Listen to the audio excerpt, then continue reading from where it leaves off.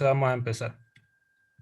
Esta es una clase extra, entonces yo me tomé la molestia de no solamente explicarle el antibiograma, sino también le voy a dar una breve introducción de los antibióticos y también de los métodos que se usan para determinar la sensibilidad de los antibióticos. Entonces, ¿qué es un antibiótico? Un antibiótico es una sustancia orgánica, normalmente producida por microorganismos, que pueden inhibir o destruir a otros microorganismos, ¿ya? Y esa sustancia orgánica, para ser considerada antibiótico, necesita de 3 requisitos. Tener especificidad, o sea que va a actuar sobre un blanco molecular de las bacterias, ¿ya? Tener también una concentración inhibitoria mínima, es decir, que pueda inhibir el desarrollo bacteriano en pequeñas proporciones, en pequeñas concentraciones, ¿ya? Y también tener una toxicidad selectiva. Esto significa que esta sustancia tiene que tener una toxicidad para elevada para las bacterias y mínima para nuestras células. Entonces, con estos 3 requisitos, nosotros podemos considerar una sustancia orgánica como un antibiótico. Y los antibióticos actúan mediante 2 efectos principalmente. Hay antibióticos que tienen un efecto bactericida y otros antibióticos que tienen un efecto bacteriostático. ¿Ya? Los bactericidas son aquellos que matan a la bacteria, producen la muerte bacteriana. Y como está muerta esa bacteria, el efecto es irreversible. Y aquellos antibióticos que tienen un efecto bacteriostático, lo que hacen es inhibir el desarrollo del microorganismo, es decir, no dejan que se sigan desarrollando, pero sigue viva.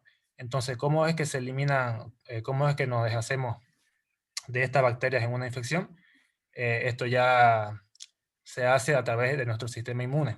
Es decir, nosotros al se administran estos antibióticos, se inhibe el crecimiento de la bacteria, entonces nuestro sistema inmune actúa ya eliminando al microorganismo, ¿ya? Pero es importante recalcar que este efecto bacteriostático es reversible, ya que si nosotros dejamos de consumir ese antibiótico bacteriostático, y la bacteria no se ha eliminado completamente, pues puede volver a desarrollarse, ¿ya? Por eso es reversible. Aquí tenemos ejemplos de cada uno. Bactericidas son los beta-lactámicos, glucopéptidos, quinolona, rifampicina, polimixina. Bacteriostáticos son los macrólidos, tetraciclinas, cloranfenicol y así, ¿ya?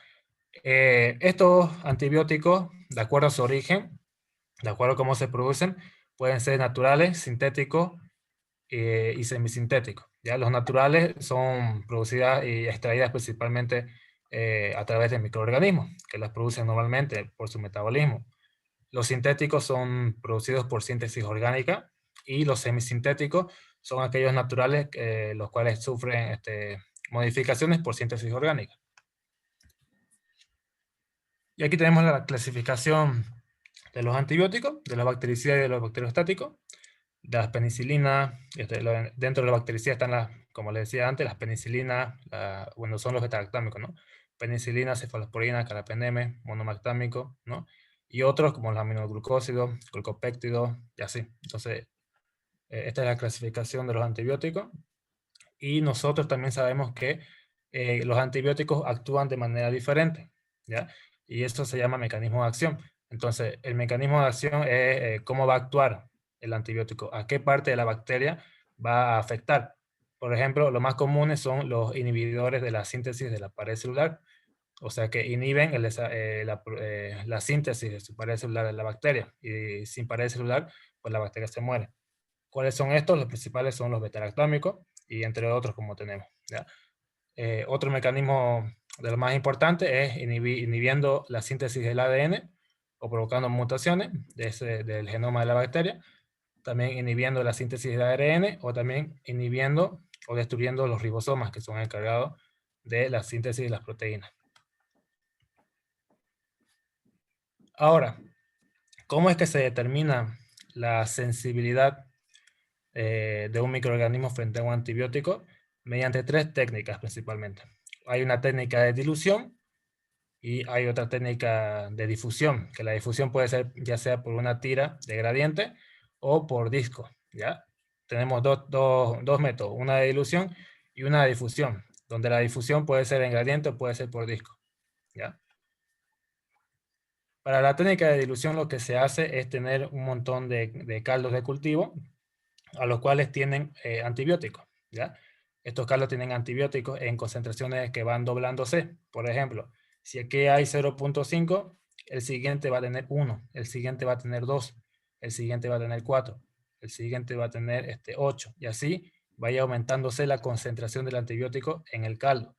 Entonces, lo que se hace luego es inocular una cantidad de una suspensión bacteriana en cada uno de los tubos y se lleva a incubación, ¿ya? Y al día siguiente tenemos que ver el desarrollo de la bacteria. ¿Cómo vamos a ver el desarrollo? Si es que se enturbió el tubo, pues si es que se enturbió el tubo, es porque hubo desarrollo. Y si es que está clarito, es porque no hubo desarrollo. Entonces, mediante esta técnica, principalmente nosotros, bueno, se realiza para determinar la concentración inhibitoria mínima. Es decir, la mínima concentración del antibiótico a la cual, el cual puede inhibir el desarrollo de la bacteria. En esta foto lo vemos claramente que en el tubo que tiene 0.5, en el tubo de 1, en el tubo de 2 y en el tubo de 4, hay desarrollo. Es decir, a esas concentraciones el antibiótico no logra inhibir su desarrollo. Por tanto, se están desarrollando en estos tubos, por eso lo vemos turbio. Pero en cambio, a partir del siguiente tubo, que será el de 8, este ya es a esta concentración de 8, me está indicando que es la concentración inhibitoria mínima, ¿ya? Porque a partir de este tubo, a partir de esta concentración, se logra inhibir el desarrollo de la bacteria. Por eso ya a partir de este tubo ya todo lo vemos sin desarrollo, ¿no? Lo vemos claro, los líquidos, los medios de cultivo. Aquí tenemos un esquema. Vamos a tener nuestra cepa, vamos a tener los tubos que van a ir doblándose en concentración, de 0.5 va a ir doblándose a 1 en otro tubo va a estar en 2, en otro tubo va a estar en 4. Lo que tenemos que hacer entonces es tomar colonia, realizar una suspensión, esto el procedimiento está estandarizado en la CLSI, ¿ya? Hacemos una suspensión y lo que tenemos que hacer luego es con una micropipeta tomar un poco de esa suspensión e inocular en cada uno de nuestros tubos. Inoculamos entonces en todos los tubos. Y tenemos que llevar a incubar 24 horas, 35, 37 horas, grados centígrados, perdón. Y tenemos que ver en qué tubo se produjo el desarrollo. En este caso vemos que en el tubo de 0.5 hubo un enturbiamiento, por tanto hubo desarrollo. Y en los siguientes tubos permaneció claro, por tanto en estos otros tubos no hubo desarrollo, ¿no? Entonces, aquí, ¿qué tenemos que ver? Lo que le decía. Tenemos que fijarnos el primer tubo que ya está claro, porque ese tubo, la concentración del antibiótico que tiene ese tubo, me va a indicar la concentración inhibitoria mínima, porque a partir de esa concentración se logra inhibir el desarrollo de la bacteria, ¿ya? Y yo lo que puedo hacer luego es ver, puedo tomar un poco de aquí, de mi tubito, e inocular en medios de cultivo para ver si ya hay desarrollo o no. Y si es que hubiera desarrollo, pues tienen que ser las mismas colonias que la anterior. Tiene que ser la misma bacteria. El otro método es la difusión en gradiente, también llamada ETEX. Para este método lo que se usa son tiritas, ya que tienen 5 centímetros de largo y 5 milímetros de ancho. Y estas tiritas tienen un antibiótico donde forman un gradiente de concentración, de mayor concentración de la punta a menor concentración aquí en su base, ¿ya? Entonces lo que se mide aquí, este es un método también cuantitativo, que viendo a partir de dónde se inhibe el desarrollo, también nos permite identificar la concentración inhibitoria mínima. En este caso sería el 1, un microgramo de decilitro, ¿no? Y este es el método que nosotros usamos en los antibiogramas, usado en los laboratorios de microbiología, en los hospitales y en otros, ¿ya? Es el método de difusión en disco, el método de Kirby-Bauer, ¿ya? Ese es el método. Entonces, aquí se lo voy a explicar mejor con un gráfico. Para este método lo que tenemos que hacer primero es, bueno, este es el procedimiento estandarizado, ¿ya? Tomen nota. Tenemos que recoger colonias, 2 a 3 o hasta 4 colonias, y lo disolvemos en 0.ml de solfe. Lo disolvemos, creamos el inóculo. Esto se llama inóculo. Entonces, este inóculo tenemos que trasvasarlo a una cubeta y medir la absorbancia del inóculo a una longitud de onda de 625 nanómetros, ¿ya? Y la absorbancia me tiene que dar 0.08 a 0.10, lo cual me indica que la concentración, la cantidad de bacterias a esta absorbancia es de 1.5 por 10 a la 8 unidades formadoras de colonias por ml, ¿ya? Entonces yo quiero lograr esa concentración, 1.5 por 10 a la 8 unidades formadoras de colonias por ml, ¿ya? Entonces, una vez yo ya he estandarizado mi inóculo, yo ya puedo realizar mi siembra. Y la siembra tiene que ser masiva. No tengo que dejar ningún espacio. Para hacer la siembra, yo tengo que tomar un hisopo estéril, humedecerlo con mi inóculo y al sacarlo tengo que escurrir en las paredes del tubo. Y una vez yo ya he escurrido el exceso, pues ya puedo hacer la siembra en forma masiva en 3 direcciones. Primero en una dirección sin dejar espacio, luego volteo un poco y hago la siembra en otra dirección que la cruce, luego lo volteo otro poco y hago una tercera siembra en otra dirección que cruce a las anteriores dos, ¿no? Tengo que hacer mi siembra, entonces esto es siembra en forma masiva, sin dejar ningún espacio. Y dejo reposar de 3 a 5 minutos. Luego tengo que aplicar los discos. Para aplicar los discos con una pinza estéril, yo tengo que tomar los discos e ir colocándolo con una distancia de 2 hasta 3 centímetros entre discos, ¿ya? Voy colocando los discos. Y luego de colocar mis discos, yo ya tengo que dejarlos reposar unos 15 minutos y luego recién lo volteo y recién puedo llevar a incubar. Después de la incubación, es donde yo tengo que medir los halos de inhibición, ¿ya? Y comparar mi diámetro que me da el resultado. Ya, por ejemplo, aquí me dio un 2 o un 3. Yo tengo que comparar ese resultado con una tabla estandarizada por la CLSI que me va a indicar si ese resultado que me dio corresponde a un sensible, a un resistente o a un intermedio, ¿ya? Aquí está la interpretación. ¿Cómo hacemos la interpretación? ¿Cómo funciona este método?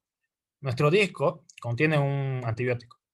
Al colocarlo, ese disco en la superficie del agar, va a succionar agua y va a hacer que todo este antibiótico se empiece a difundir. Y bien nosotros colocamos el disco en el agar, ya estamos haciendo que se difunda el antibiótico, ¿ya? Entonces, después de la incubación, eh, se va a crear un gradiente de concentración donde la mayor concentración del antibiótico obviamente va a estar cerca del disco, ¿no?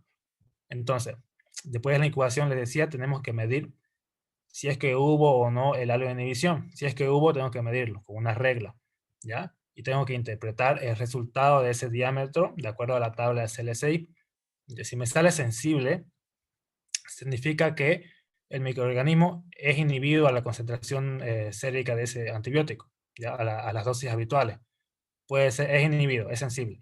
Si me sale intermedio, significa que ese microorganismo necesita una dosis más alta, ¿ya? Y si me sale resistente, es que ese microorganismo no es inhibido por ese fármaco en esos niveles, ¿ya?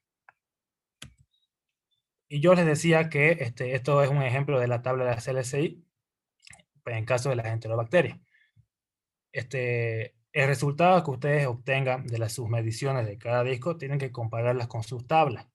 Por ejemplo, si es que yo he medido en mi ampicilina, me dio un halo de inhibición de 20, yo con ese resultado de 20 voy a mi tabla y busco ampicilina. Aquí está ampicilina, ¿ya? Y busco ese resultado de 20 a qué corresponde. Aquí me dice que 20 es mayor a 17, ¿no? Entonces corresponde a un resultado sensible, es sensible, ¿ya? Si es que el resultado me diera un 15, busco pues mi tabla, ¿no? Porque eso ya correspondería a un intermedio. Y si es que fuese menor a 13, pues ya corresponde a un resistente. Entonces, estas son las tablas de la CLSI, son los resultados de los diámetros de los halos de inhibición. Están establecidos por la CLSI, como les digo. Entonces, esos datos se actualizan cada año, ¿ya? Es decir, estos datos quizás al año sean un poco diferentes. Pero de esa manera yo tengo que ir comparando mi resultado con la tabla para ver si es sensible, intermedio o resistente. Y Esto, estos resultados, de acuerdo a cada antibiótico, porque cada antibiótico tiene su propio rango, obviamente varían, va a depender de los antibióticos, van a variar de acuerdo al microorganismo, ¿no? Y van a variar estos resultados, como les decía, de acuerdo al antibiótico. No va a ser el mismo un resultado de Astronan con el de amicacina o así, entre antibióticos. Son datos o resultados exclusivos para antibióticos. Aquí tenemos para Burkholderia, para Streptofomona, para los estafilococos, para el enterococo. ¿Ya? Entonces, una vez ya sabemos cómo se hace un antibiograma, el método Kirby-Bauer, vamos a ver ahora sí los mecanismos de resistencia. Nosotros sabemos que un antibiograma lo realizamos para determinar la sensibilidad o resistencia de un microorganismo frente a un antibiótico. Y de esa manera nosotros podemos orientar al médico para su tratamiento antibiótico, ¿no? Para eso hacemos antibiogramas. Pero es importante recalcar que existe la resistencia a esos antibióticos, por eso estamos por eso estamos haciendo un antibiótico. Perdón, por eso estamos haciendo un antibiograma, ¿ya? Entonces, esa resistencia puede ser natural, que es típico, puede ser típico de una familia o una especie de la bacteria, que no cambia, ¿ya? Esa resistencia natural, todas las bacterias van a tener esa resistencia, ¿ya? Y también esa resistencia puede ser adquirida. La adquirida normalmente se adquiere por la transmisión de plásmido o de genes bueno, genes plasmídicos o también por mutaciones del genoma de la bacteria. Entonces, esta resistencia es variable, es decir, algunas bacterias la van a tener, otras no. Y dentro del laboratorio nosotros hacemos los clasificamos en dos los antibiogramas. Antibiograma para los bacilos gram negativos y antibiograma para los cocos gram positivos. ¿Ya? Los pasos ya lo sabemos, tenemos que preparar y estandarizar el inóculo, sembramos masivamente, aplicamos los discos, pero los discos van a variar, tenemos que tener dos cajas de Meyer-Hint o donde vamos a realizar el antibiograma. En el caso de los bacilos gram negativos, para ver sus mecanismos de resistencia, vamos a utilizar la amoxicilina con ácido clavulánico, la ceftazidima y la cefotaxima para ver el mecanismo BLE, ¿ya? La ampicilina para ver el mecanismo BLEA y el imipenem y la cefoxitina para ver el mecanismo AMC. Aparte de esto, podemos utilizar en otra caja Petri un disco de imipenem, EDTA y meropenem para ver otro mecanismo que son las carbapenemasas. Eso sería en una caja Petri, y en otra caja Petri vamos a utilizar los antibióticos que queremos testear, que van a depender ya de acuerdo al microorganismo que estemos sospechando. Para una Escherichia coli, para una Shigella, para una Pseudomonas, bueno, van a depender que están en su guía, se pueden fijar al final de su guía, que esos antibióticos cambian de acuerdo ya a cada bacteria. Entonces, los principales mecanismos de producción para estos bacilos gram negativos es la producción de beta-lactamasa. Estas beta-lactamasas nosotros sabemos que son enzimas que hidrolizan el anillo beta-lactámico, ¿no? Aquí vemos el anillo beta-lactámico que es común en todos los antibióticos beta-lactámicos. Entonces, estas enzimas lo que hacen es hidrolizarlo, lo cortan y hacen que esta molécula del antibiótico, al ser cortado, se convierte en otra molécula completamente diferente que ya no tiene la misma función. Entonces inactivamos al antibiótico, ¿ya? Esa es la función de la beta-lactamasa. Corta el anillo beta-lactámico y de esa manera lo convierte en otro compuesto que ya es inactivo, ya no tiene la misma función.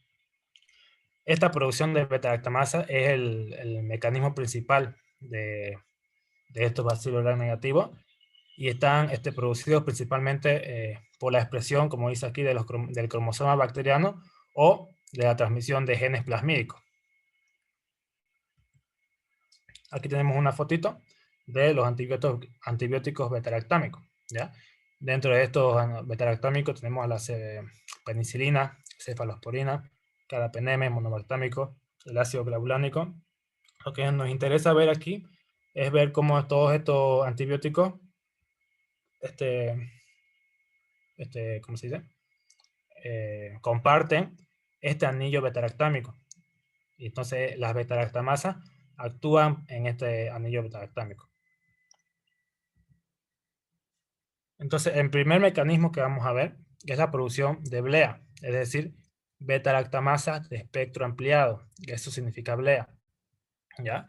Para ver la producción de blea utilizamos un disco de ampicilina, y este disco de ampicilina, si me da resistente, es decir, si yo veo el desarrollo de la bacteria alrededor del YouTube no, mi disco, amor. significa que es resistente. Dele normal si quieres. Entonces, Porque has mirado YouTube. entonces le decía, si yo veo que me salió resistente a mi ampicilina, yo sé que está produciendo el mecanismo blea, bueno, está produciendo la beta-lactamasa de espectro ampliado, lo cual significa que esa cepa, esa bacteria, va a tener resistencia a la penicilina, ¿ya? Y también a la cefalosporina de primera y de segunda generación. Y va a ser sensible entonces a la cefalosporina de tercera y de cuarta y a los carbapenemes, ¿ya? Como ya sabemos, esta blea, ble y otra producción de beta-lactamasa es común en los bacilos gram negativos, donde los cuales la Escherichia coli, la Klebsiella pneumoniae, las Pseudomonas y los Acinetobacter son las principales bacterias que producen blea. Después tenemos la detección fenotípica de ble, que es un tamizaje de la producción de ble, que ble significa beta-lactamasa de espectro extendido, ¿ya? ¿Cómo hacemos este tamizaje? Utilizando cefalosporina de tercera y el astronam, ¿ya? Y lo que tenemos que ver es simplemente que el halo de inhibición esté disminuido. Entonces yo tengo que medir el diámetro del halo de inhibición y tengo que comparar en mi tabla, ¿ya? Si me sale menor resistente a 27, en el caso de cada disco, pues yo ya considero que es potencial productor de ble, ¿ya? Eso es un tamizaje, entonces yo tengo que confirmarlo. Y para confirmarlo, tengo que utilizar la prueba confirmatoria de ble, o también puedo utilizar 3 discos, que son la ceftazidina amoxiclavulánico y la cefotaxina para ver el efecto huevo. En el caso de la prueba de ble confirmatorio, tenemos que utilizar los discos de cefotaxima y en otro lado la cefotaxima más ácido clavulánico, y tenemos que comparar los resultados entre ambos discos. Lo mismo para la ceftazidima, lo comparamos con un disco de ceftazidima más ácido clavulánico. Entonces, yo tengo que colocar estos discos y tengo que incubarlo, y al día siguiente voy a ver los halos de inhibición. El ácido clavulánico es un, ¿cómo se llama? Es un inhibidor de estas enzimas beta-lactamasa. Por tanto, estos discos que contengan la cefotaxima más el ácido clavulánico deberían darme un halo de inhibición mucho más grande que cuando están solitas. Entonces, en eso se basa esta prueba confirmatoria. Yo tengo que ver los halos reducidos en mis discos que están solos, y yo voy a ver que los discos que están con el ácido clavulánico que inhiben la beta-lactamasa va a haber un halo más amplio. Entonces, para yo confirmar que es un ble, yo tengo que hacer una diferencia entre ambos halos, entre el diámetro de ambos halos, y tengo que ver que ese resultado sea mayor a 5 milímetros, ¿ya? Entonces, si me sale mayor a 5 milímetros, entonces eso significa que esa cepa produce ble. Por ejemplo, si en este halo, si en este disco de cefotaxima más ácido clavulánico, yo estoy midiendo un halo de inhibición de 20, ¿ya? Por ejemplo, de 20 milímetros, y con el disco que está solito tiene un halo de inhibición de, qué sé yo, de 5 o de 7, tengo que hacer la diferencia, ¿ya? Si aquí me salió 20 y aquí me salió 5, la diferencia es 15. 15 está mucho por encima de 5, entonces yo confirmo un ble, ¿ya? Y estos resultados son independientes. ¿A qué me refiero con independientes? Si yo veo que en el caso de la cefotaxina me salió menor a 5, pero yo veo también que en el caso de la ceftazidima, de las comparaciones de estos otros discos, me salió mayor a 5, yo igual confirmo el ble, ¿ya? Otra forma de confirmar el ble es utilizando los 3 discos que les decía, la ceftazidima, el amoxiclavulánico y la cefotaxima. Entonces, este amóxido clavulánico, yo le decía, es un inhibidor de las beta-lactamasas. Entonces, gracias a este amóxido, nosotros podemos ver que se puede formar una sinergia de la inhibición en forma de huevo, como lo estamos aquí. Yo veo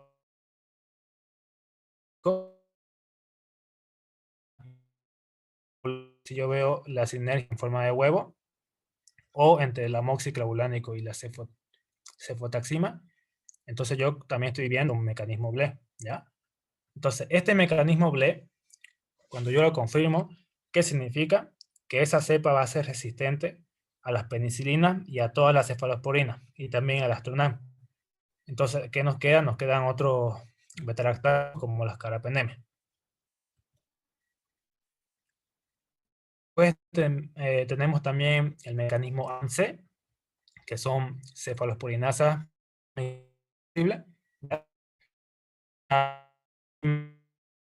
son beta-lactamasas que están y solamente van a ser expresadas cuando estén en presencia de un beta-lactámico, ¿ya? Es decir, la bacteria tiene reprimida los genes que producen estas enzimas, pero cuando ya hay presencia de un beta-lactámico, empieza a expresarse y ya pasa a producir esta cefalosporinasa, el mecanismo ANC, ¿ya? Para ver este mecanismo, lo que tenemos que utilizar son principalmente un disco de cefotaxima, ¿ya? Y un disco de imipenem. El imipenem o también la cefoxitina son los inductores, es decir, los que se van a encargar de hacer que la cepa produzca esta enzima cefalosporinasa, ¿ya? Y los discos testigos o revelador pues van a ser esta cefalosporina de tercera, ¿ya? Principalmente la cefotaxima. Entonces, ¿qué es lo que yo tengo que ver acá? Tengo que ver el achatamiento del halo. Este es un halo redondito, como lo vemos en el imipenem, pero en el caso de nuestro antibiótico testigo de la cefotaxima, vamos a ver que se está achatando su halo de inhibición. No está redondito, está achatado. Entonces yo así confirmo un mecanismo ANC. Entonces, cuando yo vea este mecanismo ANC, yo tengo que informarle al médico, tengo que decirle que se está produciendo ese mecanismo ANC, lo cual significa que es sensible a cefalosporina de tercera generación, pero puede haber una falla en el tratamiento, ¿ya? Sensible a la cefalosporina de tercera generación con posible falla intratratamiento. Y por último, tenemos las carbapenemasas, ya que estas carbapenemasas son enzimas variadas que pueden estar en 3 clases diferentes, clase A, clase B o clase C, que se encargan de hidrolizar a los carbapenemas, ¿ya? Para ver esta producción de carbapenemasa, podemos utilizar utilizamos triple disco, pero pueden variar, ¿ya? Podemos usar imipenem, ETA y meropenem, o también podemos utilizar imipenem, ácido borónico y el meropenem. Entonces, aquí tenemos la foto. Aquí está el imipenem, el ETA y el meropenem. Entonces, yo lo que tengo que ver aquí es un efecto huevo. Si yo veo el efecto huevo, entonces yo también estoy viendo aquí la producción de carbapenemasa. Y eso me indica que ya esa cepa va a ser resistente a las penicilinas, a la cefalosporina y a los carbapenemas. Y ya no le podemos dar un beta-lactámico, le vamos a dar a otro antibiótico, una quinolona o una ciprofloxacina, ¿ya? Aquí lo vemos también, el efecto huevo, entre los discos. Eso sería entonces en el caso de los bacilos gram negativos. Ahora en el caso de los cocos gram positivos, tenemos también dos principales mecanismos de resistencia. La resistencia a beta-lactámicos y también el D-test de lo que hacemos. Los pasos que tenemos que hacer pues son los mismos. Tenemos que hacer el inóculo, sembrar masivamente y aplicar los discos. En el caso para el D-test, utilizamos la clindamicina y la erythromicina. Y en el caso de la resistencia a beta-lactámicos, utilizamos la cefoxitina. En caja Petri, pues utilizamos los discos que vamos a testear, que van a depender ya de acuerdo a los antibióticos que están disponibles en el hospital y de acuerdo a la bacteria. Entonces, Para ver la resistencia a beta-lactámicos de los cocos gram positivos, tenemos que utilizar un disco de cefoxitina, ¿ya? De 30 microgramos de cefoxitina. Entonces, este mecanismo es principalmente producido por los estafilococos, que cuando producen este mecanismo son los estafilococos meticilinos resistentes principalmente. Y está mediado por el gen MECA, ¿ya? El gen MECA, ese es el gen. Entonces, ¿qué tenemos que ver acá? Tenemos que comparar si es sensible o resistente. Entonces, los puntos de corte van a variar de acuerdo al estafilococo, ¿ya? Y están establecidos también en la tabla de CLSI. Entonces, yo tengo que medir el diámetro del halo y tengo que comparar en la tabla para ver si es sensible o resistente. Si sale resistente, significa que esa bacteria, esa cepa, es resistente a todos los betalactámicos, ¿ya? Y podrá ser sensible entonces a otros antibióticos que no sean betalactámicos, licopéptido, lincomicina, macrólido. Y también tenemos la resistencia a los macrólidos, lincomicina y estreptomicina, y estreptogramina, ¿ya? Este mecanismo se basa en la producción de metilasa por el gen ERM, ¿ya? El anterior era el gen MECA, y este es el gen ERM. Entonces, este mecanismo prueba de test, ¿ya? Y para ver este mecanismo, utilizamos los y eritromicina, ¿ya? Usamos los discos a una distancia de 25 milímetros. Y tenemos que ver una deformación o un achatamiento del halo en forma de D, como lo vemos acá, ¿ya? Si vemos esto, entonces significa que ese estafilococo o ese coco gram positivo va a ser resistente a los macrólidos, lincosamida y estreptogramina. Y eso sería todo, doctora. No sé si me falta algo.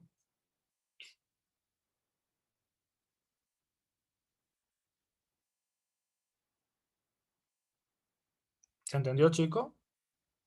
Vean, aquí hay un D-test positivo.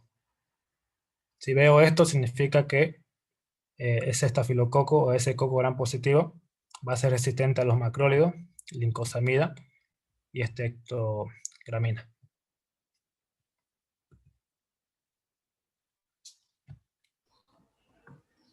Yasser, disculpa. ¿Sí?